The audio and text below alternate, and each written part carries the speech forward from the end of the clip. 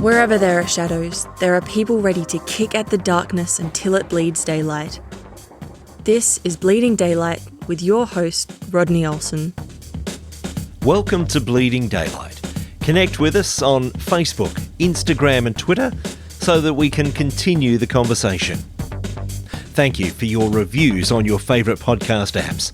They're always a real encouragement and they help others discover Bleeding Daylight so that they can hear the remarkable stories that shed light into the darkness.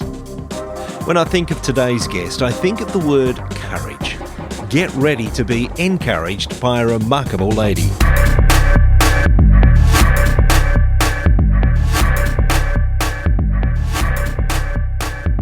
Wendy Wallace learned the hard way about how to rediscover peace and joy in her life after a flesh-eating bacteria left her as a quadruple amputee.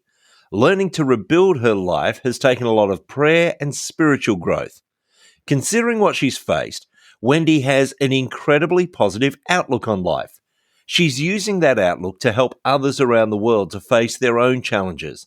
Today on Bleeding Daylight, we'll find out more about her exceptional life. Wendy, thank you so much for your time. Oh, thank you so much, Rodney. I'm excited to be here. Things changed dramatically for you in 2011, and I want to find out more about exactly what you faced. But firstly, let me ask, what was life for you before 2011?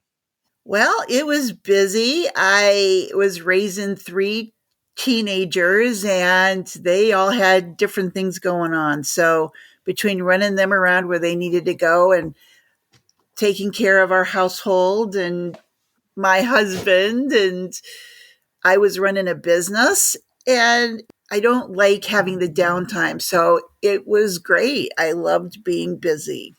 And so you never suspected that life was going to be anything different than that. I'm sure it had its ups and downs, as life with teenagers would. But what was the first inkling that something was not quite right? Well, I had taken my son to one of his activities and started to feel a little achy while I was there. I noticed an unusual swelling on my leg, but I didn't think anything of it. And I came home. Next morning, I woke up and I felt flu-like symptoms. I stayed in bed. My husband was home and took care of things with the kids, and I just slept it off. I thought I had the flu. After a couple days, I knew I needed a little more help than what just sleeping it off could be. And we ended up going to the hospital about a half hour away from our home. Halfway there, I stopped being able to breathe. And so we ended up pulling over and calling an ambulance. They came and got me the rest of the way. And the last thing I remember was them putting the oxygen mask on my face. So this must have been very, very frightening to be going through this. First of all, thinking you've just got the flu, you'll get over it like you've done before, and then realizing, no, there's something more serious, and then it getting a lot more serious on the way to get help. So the last thing you remember is that oxygen mask going on your face. What do you remember after that? What was the next time that you started to know what was going on? It was when my doctor and my husband, I had, at that point, between the oxygen mask and me waking up, they had life flighted me to another hospital that was more capable of taking care of me. I had been in a coma. So they woke me up to tell me that they needed to amputate. And I saw my husband. He was standing there just devastated and he was crying. But they told me, this is up to you. We can do this or you can say your goodbyes. Of course, of course, do what you have to do. Yeah, it's a fairly shocking choice, isn't it? It is, especially when you don't see it coming. But I did see my hands at that time. I remember it so clearly. They were black and they looked like charbroiled. Looking at that, of course, you're like, get it off. That is the last thing I remember. I went back to sleep and woke up as a quadruple amputee, and I had been in a coma all about 3 weeks. And during that time, I don't know how many surgeries I had. I'm thinking it's like 6 or 7, because the amputations was a single operation, but the rest of it had to do with removing that flesh-eating bacteria from my body.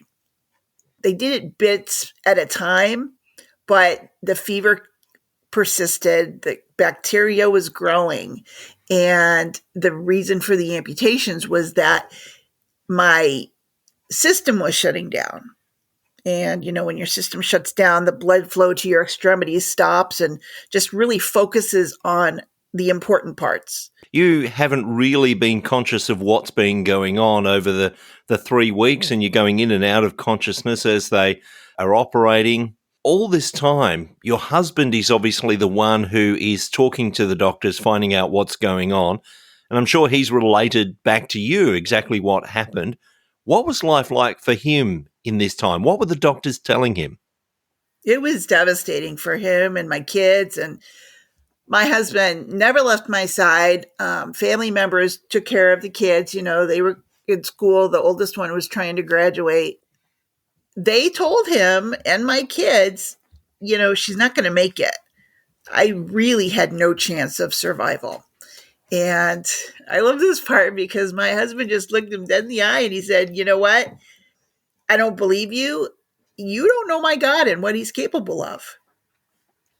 We had prayers going all over the country.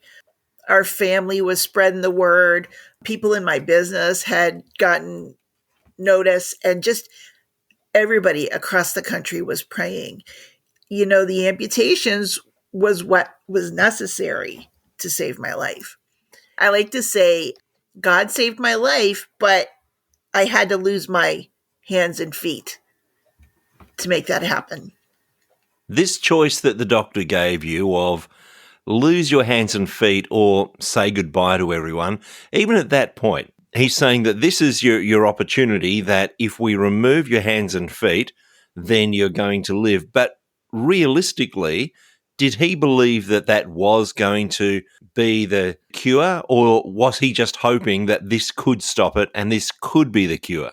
I believe the doctor just was hoping for the best. My husband knew otherwise. He never had any doubts. Never, never. And it's when you're really faced with hard times where you find out what your faith is made of. How was the word getting out to people around the world to be praying for you? What was the process there? Was it people within churches who knew others who were in prayer networks getting the word out? How did that happen? Yeah, pretty much. My husband took my cell phone. He didn't have a cell phone. He learned how to use it while he was in the hospital and started texting people that he knew could handle it. He didn't want to be, he wanted to send one message out and then let everybody know. Between texting and Facebook, that's how people were notified. And I love how I have met people and now have friends on my own Facebook page that had been praying for me, and I don't even know where they came from. But we've gotten to be friends because it all started with them hearing about my situation and them praying for me. After the surgery, of course, there's a healing. And I want to find out a little bit about that, of the process of healing and rehabilitation. But first of all, what was the point at which the doctors thought, we've caught it, this lady is going to live? When did they think, yes, we've made the right decision and things are going to get better? Ooh, you know what? I don't know. I like to think that probably when I opened my eyes on my own. I don't have a whole lot of information, I would say, about that 3-week period because, when it was all said and done, I would ask my family to tell me, well, what about this and what about that? And a lot of them were just like, no, maybe another time. I don't want to talk about it. So there's a whole lot that's missing, but I get the gist of the thing. But I believe it was probably when I opened my eyes. But essentially, it was very serious. And Yes. finally, they started to believe that this God that your husband had talked about might just have something there. He might be real after all, because they didn't believe that you were going to make it. Now, tell me about the recovery process, because it's all very well to say, yes, the surgery happened and they Mhm. removed your hands and feet, but there's a recovery from that, from surgery, and then a Mhm. rehabilitation to start living life in some sort of normal way again. What did that process look like for you? I spent 2 months in the hospital, and then from there, I spent another month in a rehab facility where I had to be able to maneuver, from my wheelchair to the sofa or the bed or whatever before they would let me go. Interestingly enough, my oldest son was graduating, and I was not scheduled to get out of the rehab hospital until after his graduation. And I had made such a fuss with those people. They didn't dare let me go because they knew I was going to break out if they weren't going to let me go. And so we had made arrangements to do that. And I got to enjoy his graduation. But even in that rehab month, a lot of it is just fuzzy. And I think it had to do with me getting on medication and all of these crazy things and the things that were happening. I met the man that would build my legs while I was there. And then afterwards, it was about 2 months, I would say, before I got my first set of prosthetics. When I did come home, walking through the door was just wonderful and emotional. But then I had this big old wonkin' wheelchair and I had to figure out, of course, they taught me how to use it at the rehab place, but moving around the corners and getting in the restroom and the rooms and all of that stuff. I banged up this house so bad you can't even imagine. It was a slow process. We had to learn how to do things and how to adapt, like opening the refrigerator or brushing my teeth or those types of things. I didn't have hands, so I had to figure out a new way of doing those things. You're a very positive and happy person. That comes across by just talking to you. But were there times when you looked at this all and thought, well, what now? Were there times when you started to doubt that you could actually assimilate back into life and feel that you had a purpose again? Absolutely. I was always positive, but I like to call it my pity party phase because I always trusted God and I knew he had plans for me, but I didn't know what they were. I never blamed him. I never got angry. I was just sad. I was sad because I couldn't be the mom my kids needed. I couldn't cook them dinner and I couldn't do their laundry and I couldn't be the wife that my husband needed me to be to take care of all the household things and go grocery shopping. And that stuff really saddened me. I knew we were going to be able to figure it out. We just weren't at that point yet. Everything just takes trial and error. When I got my feet, it's cool. You throw these legs on and then you don't even feel like you don't have feet anymore. I'm running around here like everything's normal and there's nothing wrong. I opted for prosthetic arms in the beginning.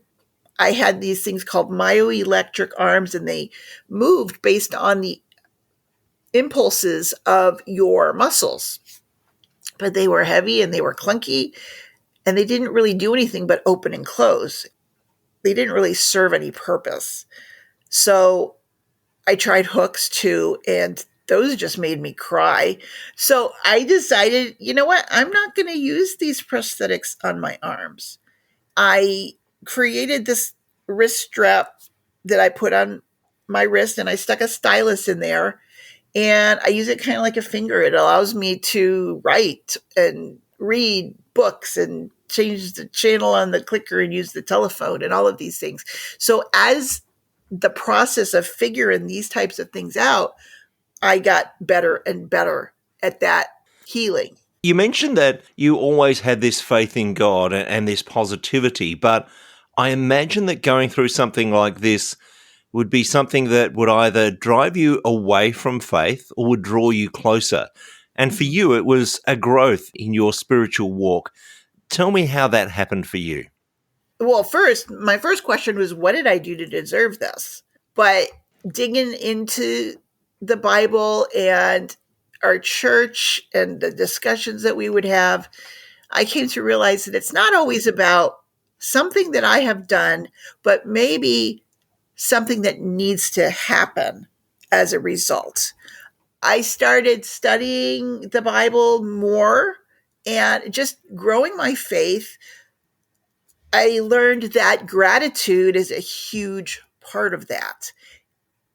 I got into the habit of, when something is going wrong, well, let's look at the blessing. Let's find the positive in this. There's always something to be thankful for. I always say that. And so gratitude. And also the other thing is, when you're feeling sorry for yourself, go help somebody else. And this is what I would do. I became an encourager for other people, because here I am with no hands and no feet, and I would be having a conversation with people who were whining about the weather or whatever. And I would always stop in the middle of that conversation and I would say, yeah, but look at what's happening over here. This is a great blessing in your life. Stop the negative and let's turn this around. And so through the Bible study and the gratitude and the service and being the hands and feet of Jesus and encouraging other people enabled me to heal and get to that point where I was ready to move on. You're using this idea of gratitude, knowing that there are many blessings, or counting your blessings. When did it turn from being able to do that to people around you to decide, actually, I can do this even further and start a website that's absolutely full of encouragements for other people? When did that idea come to you? Well, thank you. This is the best story. My family never saw me as disabled, handicapped, you name it. And I would be sitting here minding my own business, and my daughter or one of the boys was up and getting themselves a drink, and I would say, hey, can I have one of those? And they would say, sure, you could get that yourself. And at first I was like, well, that's rude. But then they didn't want me to be stuck. They wanted me to know that I was capable and that I could get this for you, but you can get it too. And so this became just the way that we got me off the couch and into living. Well, one day, my daughter, she's about 21 at the time, she came to me and said, Mom, I want to go tubing and you're coming with me. And I thought she had lost her ever-loving mind. I said, Megan, what sense does it make to put a woman with no hands and no feet in an inner tube and shove her down the river? How is this a good idea? And she's like, it'll be great. Come on, you're coming with me. I panicked. And it took me about 3 days to come around to the fact that she wasn't going to kill me. She wasn't going to let me die. And it was probably going to be fun. We gathered all our tubes and our lunches and towels and everything that we needed. It was actually logistically very difficult to even get to the river bank, but we got in it, and it's funny because the river was really low that day. I couldn't do nothing to help her. She was pulling me over these rocks and everything to get to these points where we could just float. And I think we were floating for probably 3 hours. During that time, we were laughing and having the time of our lives. And we were thinking about, wow, this great adventure we're on. Wouldn't it be cool if we could have more? We could go to Boston and tour the city and do this, that, and the other thing, and go up in a hot air balloon and ride horses and all these things that have been on my bucket list forever, but I didn't think were possible. Prior to that, my sons had been pressuring me, well, you should write a book, or you should start a blog, or just write about your story. It's great. And I was like, nah, I'm no writer. I don't want to do anything like that. Well, here we are floating down the river. All of a sudden, I'm like, you know what? Maybe I could write about this. We could write about our adventures. The people that would read it, maybe they would feel encouraged and not feel quite so sorry for themselves. And so that's what I did. I survived the river tubing trip. It was probably one of the best days of my life. And I think it was the next day, I sat in front of my computer and set up this website and started writing to encourage other people and let them know that there is life beyond tragedy. I learned I was capable of so much more than I was giving myself credit for when we had gone on that river trip. And I knew I could help other people. So that's when I started writing. And it was, I haven't looked back since. I want to dig into that website a little bit more in a moment, but I must say it must have been incredibly encouraging and empowering to have a family that wouldn't let you say no, who believed, Mum, you can do these things, and encouraged you to take part rather than treating you like the invalid and we've got to serve you the whole time. It must have been a big part of your healing. Absolutely. Absolutely. And even to this day, just my family has been my biggest group of cheerleaders that you can imagine. Your family's cheering for you, you're cheering for others through the website. What sort of a response has that gathered from people as they've read what you're putting there? I was shocked. In the beginning, it was slow going, but at the end of the month, I would look and see how many readers, and I was like, oh my goodness, 100 people are reading what I'm writing. Isn't this awesome? And over the years, because it's been about 3.5 years now, and now we've got tens of thousands of people who are reading what I'm writing about. They message me, they email me, and I've made some pretty good friends from just the readers. What I'm learning is people need the encouragement. They're praying to God, but sometimes God takes a little bit of time to answer. For me, it took 7 years for me to figure out what to do with myself because I believed that if I didn't have hands, I wasn't capable. When I said earlier, what did I do or what was my sin or maybe what was the point of all this? I 100% believe that I had to go through this tragedy to put me in a place where I could help others. I feel like I'm living 2 Corinthians 1:4, where it says, God comforts us in our troubles so that we can comfort others. I believe that's why I had to go through what I should say we, so that we can be a lighthouse for God to other people. So as this has grown your faith, it has taught you even more about gratitude and more about your own ability. The website is a great resource for people who themselves are dealing with disability.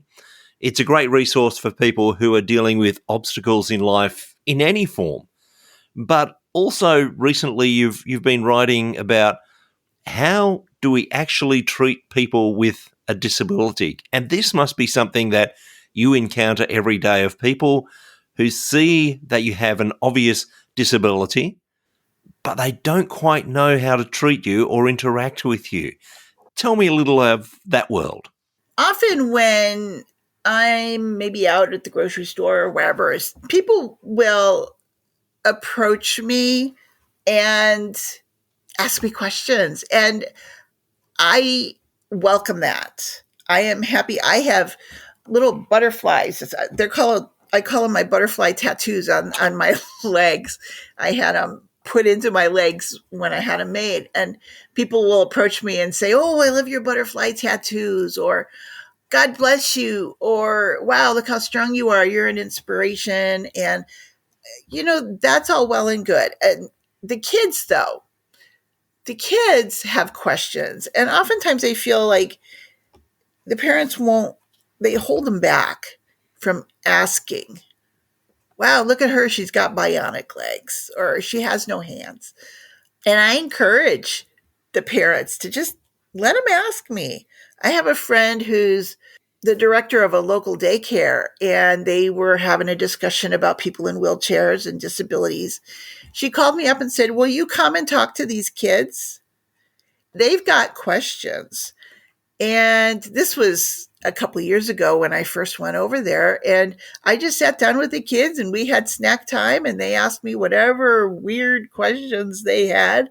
And we had a wonderful time. I've been back a couple times since. And those kids are curious, but a lot of times we don't allow our kids to ask questions. It's kind of like, don't stare, just ask. If you got a question, just ask. But please don't stare at me. I don't like staring. And of course, we need to, as a society, to normalise disability. There are many people in our society who have been pushed to the side, or we don't quite know how to deal with that person, so we don't at times, or we ask awkward questions and not sure if we should. I'm wondering if you can remember when you went to that centre with the children, what some of the weirder questions were that those kids asked you. Like, how do you eat? Of course, I took my tools with me so that I could break out the goods and show them all the different toys. I had to do things like eat or get dressed. How do you get dressed? And how do you go to the bathroom? And they're not shy about asking personal questions. And so and for the life of me, I can't think of the rest of them. They had like 20 questions. And they had them all written out on these giant posters. I actually posted pictures of them on my website. And we sat there for about an hour, and one question would lead to another. And when all was said and done, they were like, well, how do you drive? How did you get here? And I took them outside and I showed them my car. I've got a couple of minimal adaptations on my car. And they're like, wow, you're just as normal as the rest of us. And that was a really cool experience, I think, for all of us. And they were probably asking a lot of the questions that their parents had, but thought it was better that they not ask. Exactly. Tell me what has been the most encouraging thing through this whole process for you? What has been the most encouraging thing for you? Just hearing from my readers. They ask me to pray for them. They share their obstacles and they tell me that they're encouraged by the things that I write, by the things that I do. And I always tell them, it's not about me. It's all glory to God. Look to Him. He's the source of our strength and guidance. My favorite scripture that I remember this so clearly, and in spite of the fact that I have such blurred vision about my whole hospital experience, when I woke up and I saw those bandages where my hands and feet had been, I just prayed Proverbs 3, 5, and 6. Trust in the Lord with all thine heart and lean not unto thine own understanding. In all thy ways acknowledge Him, and He shall direct thy paths. That has been my mantra for the last almost 11 years. It's certainly a scripture of great comfort. I'm wondering if you can recall perhaps even just one of your readers and the testimony that they've given to you in how you've helped them. The one that comes to mind, she lives in Africa, in a village, very small, and there's hatred for Christians, and she's doesn't have a husband anymore, but she's raising these 3 children, and she doesn't even have food sometimes, for money for food. She writes me and she thanks me for the encouragement. She just trusts me with her situation, and she tells me to pray for her, or ask me rather. And then she sends me updates, and I haven't heard from her for a while, but it's stuff like that. The little God winks. I have a friend who calls them God winks, that just remind me that sometimes people just need a little bit of hope, a little bit of encouragement, and they need reminders that God is right there with them. Wendy, if people want to get in touch with you to get to your website and read all the amazing articles that you have there, how's the easiest way for them to find you? You can go straight to my website. It's called oneexceptionallife.com. And also, I want to let you know I created a free PDF for your readers. It's called a 5-step guide to unlocking peace in the midst of chaos. And then there's usually 3 ways to connect with me to get some guidance. I have a free Facebook group. It's called Women Living Exceptionally with Joy in Jesus. They can reach out directly. I have groups for one-on-one support. And I also have downloadable resources on my site. Some are free, others are minimally cost. What I would say is the website is great. There's resources, there's articles all over the place. But if you really want to connect with me, just reach out. I'm happy to help. As you say, I will put connections in the show notes at bleedingdaylight.net so that people can get to the website. They can find you on Facebook and all those things, as well as that PDF that you mentioned. I'm sure that people will be grabbing that. We'll put the link in the show notes at bleedingdaylight.net. Wendy, it really has been a delight to hear just some of your story and the encouragement that you're able to give others. Thank you so much for your time on Bleeding Daylight. Thank you, Rodney. This has just been such a blessing to me. Thank you for listening to Bleeding Daylight. Please help us to shine more light into the darkness by sharing this episode with others. For further details and more episodes, please visit bleedingdaylight.net.